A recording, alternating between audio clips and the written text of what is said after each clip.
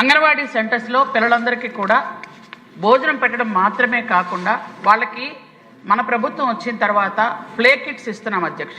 ఎందుకంటే ఆ బొమ్మల ద్వారా వాళ్ళకి చదువు చెప్పడం, అలాగే గుడ్ టచ్ బ్యాడ్ టచ్ కూడా వాళ్ళకి నేర్పించడం, ఇవన్నీ కూడా ట్రైనింగ్ కూడా ఇచ్చాం అధ్యక్ష ఆల్రెడీ అంగన్వాడీ టీచర్స్కి.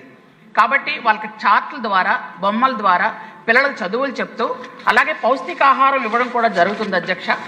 అంగన్వాడీ సెంటర్స్లో గౌరవ వేతనం గురించి అడిగారు అధ్యక్ష.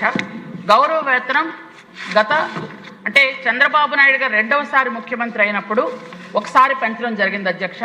అలాగే మూడవసారి ముఖ్యమంత్రి అయినప్పుడు కూడా ఇంకోసారి పెంచడం జరిగింది అధ్యక్ష.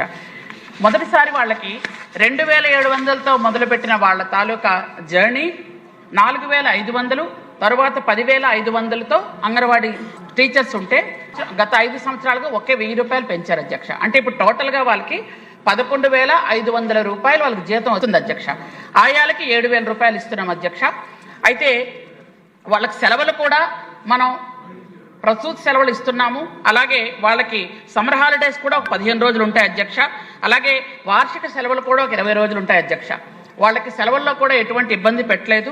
మన గవర్నమెంట్ వచ్చాక 60 సంవత్సరాల నుంచి రిటైర్మెంట్ వయసుని 62 కూడా పెంచడం జరిగింది అధ్యక్ష. గ్రాడ్యుయేటీ కూడా ఇవ్వడం జరిగింది అధ్యక్ష.